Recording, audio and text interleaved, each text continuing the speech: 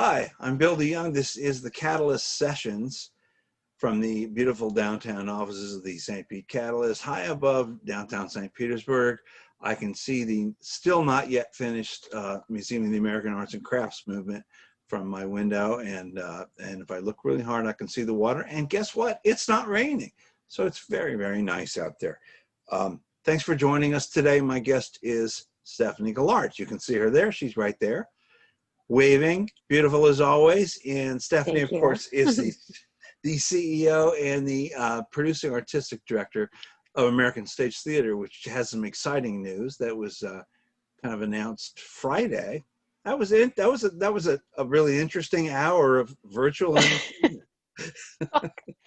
I'm glad you found it interesting. It's still so bizarre to me. Well, it was a lot connecting like with people in that sessions, way. Frankly, it dragged a little bit, but yeah, at the end, I was like, oh, it was great to see Jared and everybody else in there too. You brought the whole gang around. So the idea is that you finally can say we have a new season. Yeah, it's called Reimagine. Right. Give me the one line on it. Tell us what your sort of theory on this is what we're doing. What is it all about, Alfie? You know, this is about what is the essence of who we are as an organization and our answer to moving forward with that essence. So to be a little bit more, put a little more nuance to that, the essence of American Stage is to be a community gathering place using the tool of storytelling to bring people together, to make us feel more connected, to build empathy, to explore ideas and have conversations. We're living in a time where that need is greater than it has ever been, at a time when we have been stripped away of our mechanisms for doing that. And so, and because we've all been living in a place of so much uncertainty and so much contingency planning and what if and if then this, that I really wanted to craft a season that would provide us some level of certainty at a time when we can't be certain of so many things. So was the concept behind Reimagine, asking us to reimagine what it looks like to connect and come together, but also reimagine, what the role of our arts institutions are and what our role of storytelling is at this time too, where we're really coming to a racial justice reckoning. So there's a lot of things to reimagine. And then of course, as we get to the latter part of the year, reimagining the future of American Stage and American Stage leadership. There's some exciting stuff there when you get into the the return to live, which we will talk about in a minute. I assume I don't have to think about it too much. It was probably pretty frigging difficult to sort of say, okay, our 2019-20 season is sputtered out. Let's look at 2020. Right? This, and it kept changing all the time. Yeah, I mean, that uncertainty must drive you crazy. So instead of reimagine, it's sort of like redefining minute by minute. Is that, I don't know, is that about right? Is that what it was like? Yes. Like, holy crap, what do we do now? I mean, it was, I put together a summer season. So, kind of that was a chunk of time to give ourselves some more, here's some structure, here's some certainty. But, with every step along the way, it's been even inside of that, it's the uncertainty of what kind of union contracts we can establish to be able to work with the actors. What kind of contracts will the licensors of the titles that we do provide for us now that we're not able to do these works in in the intended live settings? Will people tune in for digital work? When can we, what will the parameters around coming back to being live? Even though we're seeing other businesses reopen, we know that large group assembly is still a ways out, especially in the state of Florida. So it's been a lot of that, a lot of again, trying to kind of make decisive decisions where we can, but wanting to remain open to an ever-evolving landscape. And when you add in to the fact that there's been so much polarization around this, I mean, who would have thought? I mean, it's a pandemic. How, what is there to argue about? There's data, and we do our best to follow the data, but it's become kind of personalized in a lot of ways. And so responding and trying to be understanding that not everybody is seeing this pandemic from the same perspective and have different opinions about how businesses should or shouldn't be responding. It's been extraordinary. I just sometimes, so many people I talk to, and I'm so impressed that I don't know anybody who just folded and said, I can't deal with this. There's too much uncertainty here. And there's always this little ray of hope, this optimism that, yeah, we're going to come out of all this stuff. What Do you it mean in looks the like, arts? yeah, in the arts, yeah, Yeah, all in yeah. general, you know. I think, I mean, in the arts, speaking specifically to the kind of constitution that people who are in the arts are made of, I mean, it is, you know, an exceptionally resourceful group of people in general. And so I think that that's bearing out in this time. And it's also a really collaborative group of people. And this is a time where we need one another in new and interesting ways. So yeah, That sounds like such a euphemism, though, Stephanie. Like new and interesting ways. Meaning we can't be in the room together. well, You know, yeah, we have to brainstorm. use euphemisms, but I like that you challenge them so we can talk about, well, what are we really talking about? What are you really talking about? Yeah, we're talking about, like, holy crap, you know, Yeah. fill Like, it in there. what do we do? Like, What do we do? What do we do? what do Yeah. we do? But we know that we have a purpose, and that's why I use the word, you know, what is the essence? What's essential right now? Because we really are being asked to consider what is the essential reason for our existence. Well, And so you're storytellers. we can keep it. Yes. Yeah. And why, and then the why behind that, why tell stories? And that's where I go. Like we tell stories because stories, you know, there's a lot of, you know, a list of reasons that storytelling is important. I think that we would all agree that storytelling is, of course, there's the, you know, entertainment is the minimum, you know, thing we try to accomplish through storytelling. But bringing people, giving us a sense of our own humanity, making us feel a little less alone in the world, reinforcing the things that we experience, but also showing us, you know, kind of experiences that are not as familiar to us, and in order that we might be a little bit closer together. So those are the essence of what we do. So new and interesting means, okay, we can't do that the way that we know we're good at doing it. So we have to risk being really vulnerable and doing it ways that we're not yet really good at doing it. Let's talk about the three shows that start in October. Rachel Linnett's play, Letters to Kamala. Can you, which is, now these are going to be virtual and live, or just, these are all virtual, the first three? So the first three digital theater pieces in 3 months will all be just digital. Yeah, when we go into 21. Yeah. Will they just be performed once and then send out video by the world, or will there be multiple performances of each? There will be multiple performances of each.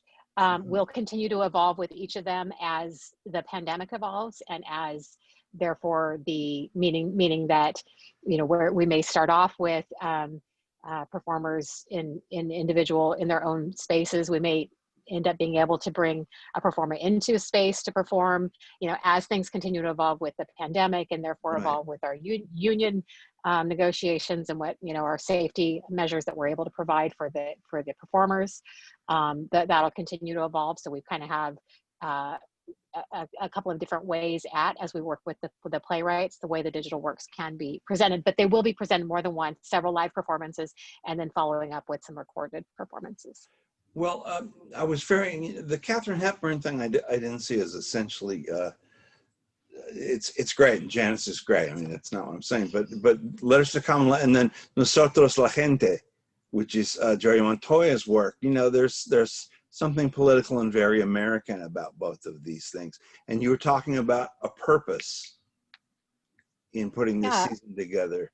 And I think this is what you're talking about, maybe these shows. Yes, I mean, I would. I mean, the Kate Hepburn piece is. I have something to say about that too, how it fits in, but certainly. Oh, I'm gonna be watching that one too, by the way. And I don't mean to imply otherwise.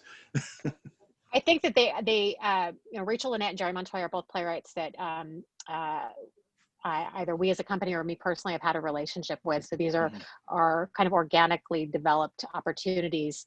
I was really looking for how do we work directly with playwrights, because we need to kind of go at the inception point of creating work right now, so that we can make decisions at each point along the way that are going to best serve the way in which we're able to tell stories right now.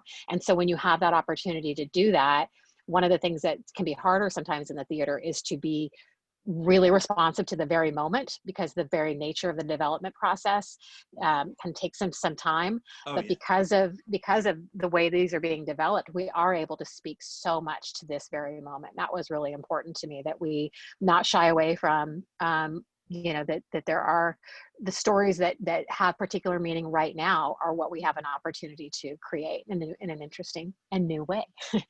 So Definitely Letters new to way. Kamala, when I first started the relationship, or the conversation rather, with Rachel, I just said, it was literally right after Kamala was nominated, and I'd already been planning on talking with her about commissioning a piece.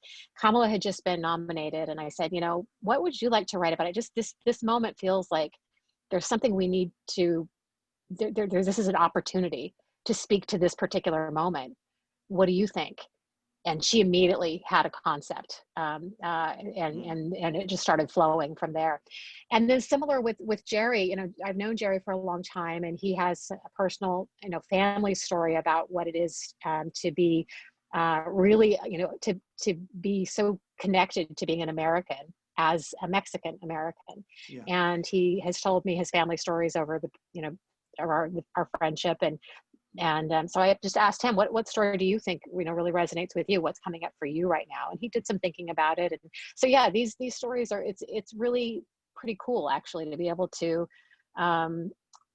be creating so in the moment, and so much speaking to what's going on around us, but also to be able to deliver it in a way that's intended for the platform through which we're able to provide it.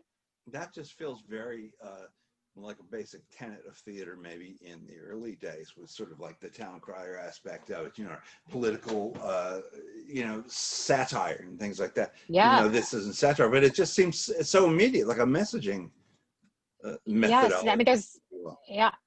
I agree. I mean, I think that this is getting us to that essence, and I think of like Teatro Campesino and other theater movements throughout time that have used theater as a way of speaking to that very moment, and have it's not been about having these supremely polished and highly developed heavily funded productions. It's about create something and put it out there, and risk it not being let it just speak to right now. Isn't that that's sort of like a cool challenge to an organization like America's Stage, where you said, I've got to dot the I's and cross the T's and do all this and sign the papers and get the rights and do the lights and the text and the contracts and everything. Let's just throw a show up that's very contemporary and see what happens. I mean, that's got to be kind of exciting. It is. It's like being in college again.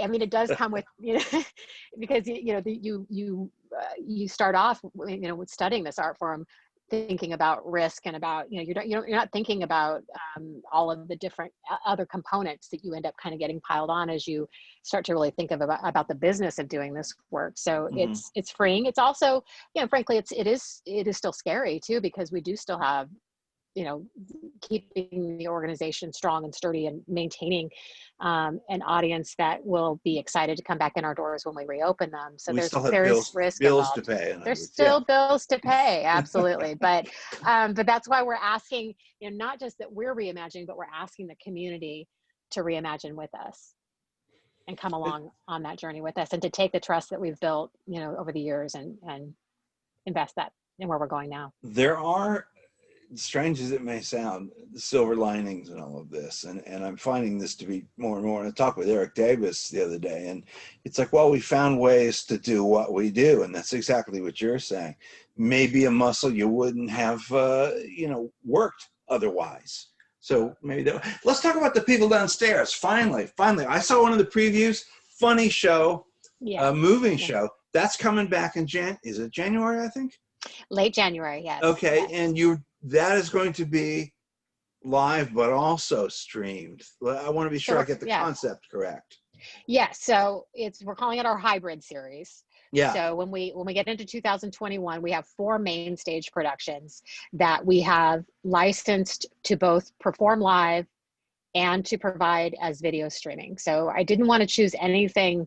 There were titles that we had secured that we could only secure to do live, and I didn't want to put us in the position of maybe we can do this and maybe we can't. So every play on our main stage in 2021, we plan to produce as a live, in-person, social distance seating, all that good stuff, health and safety measures in place, and to video live stream for those who are not yet comfortable coming out into the theater.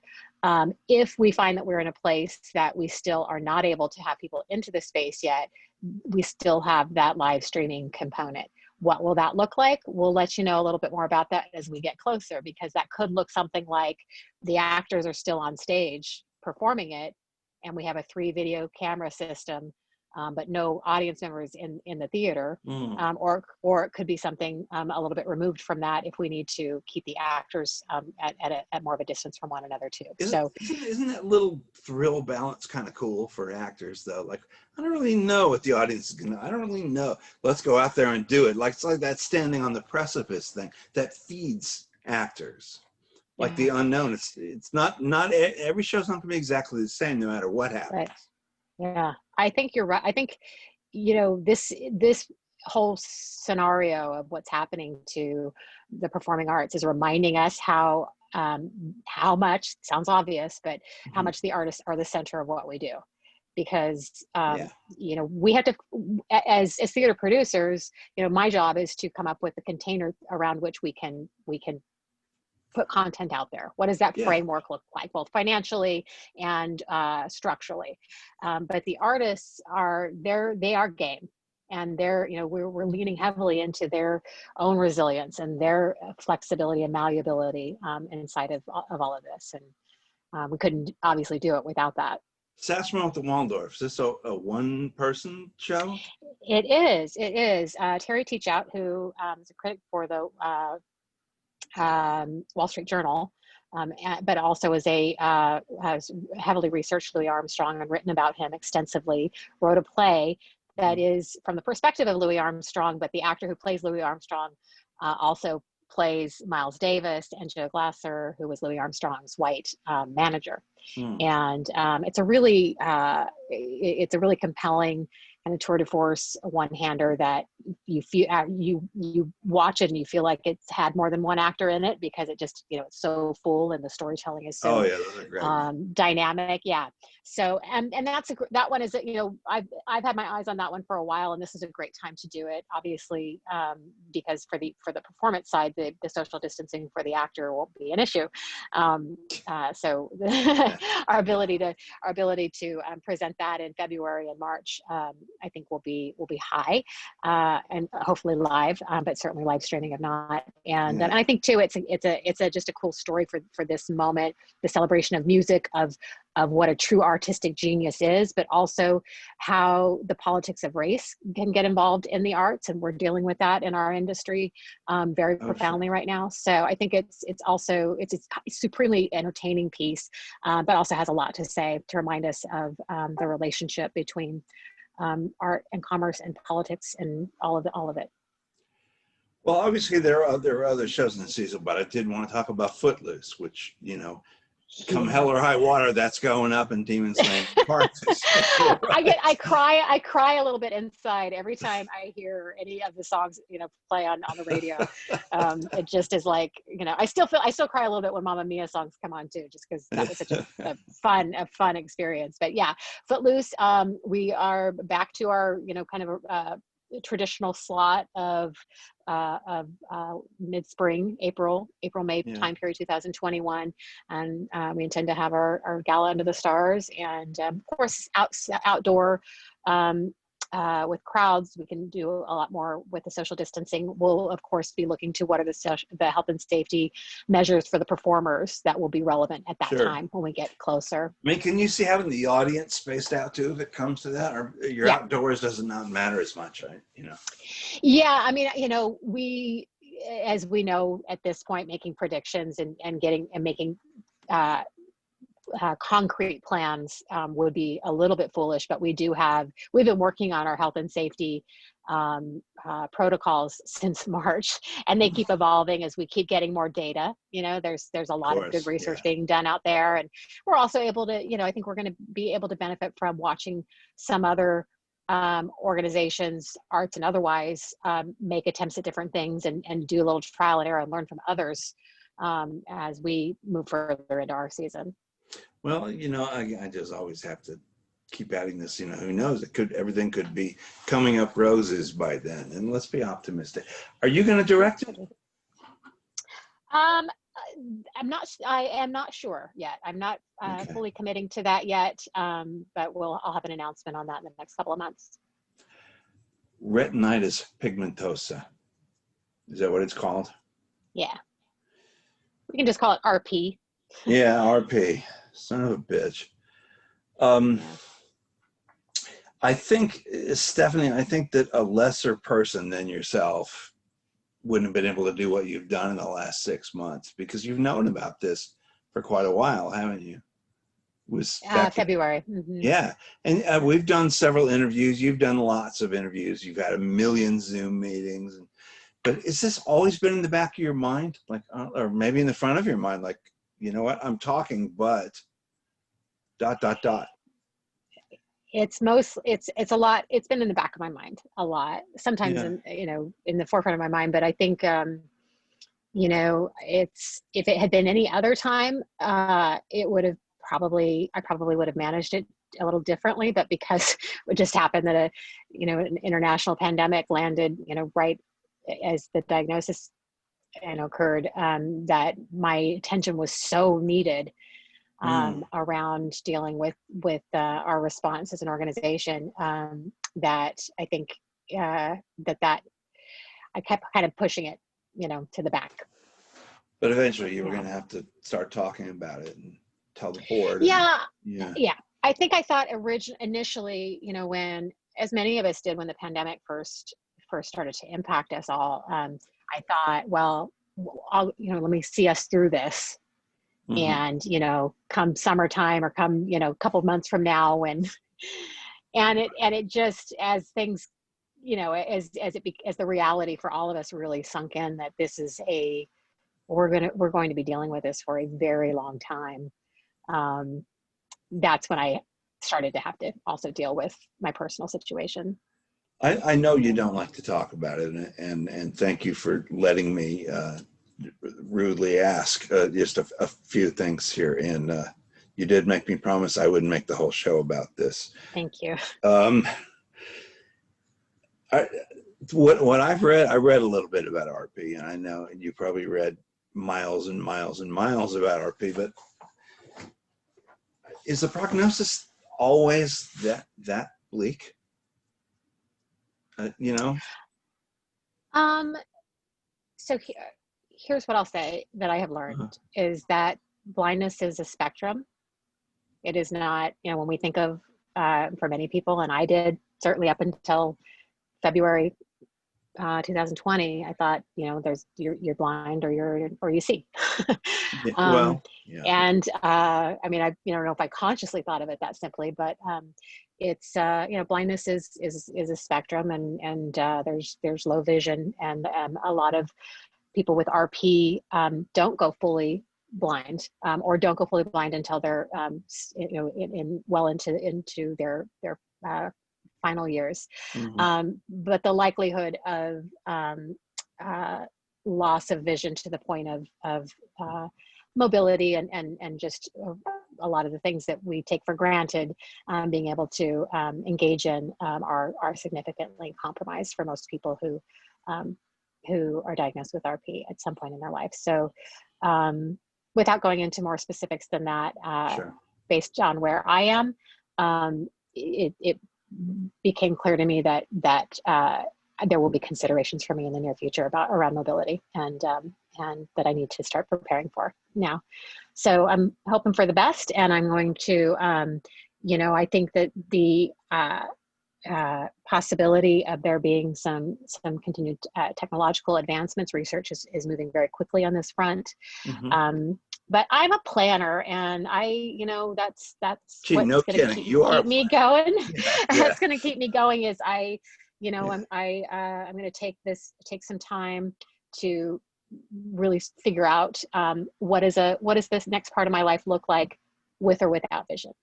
And that will give me the comfort of whatever happens. I'm ready for it. And right now I don't feel ready for that because I haven't had the chance to make space for the things that will be important to me. So that's what I'll be doing. And that's why I'm going to be transitioning out of the leadership position by the end of the season.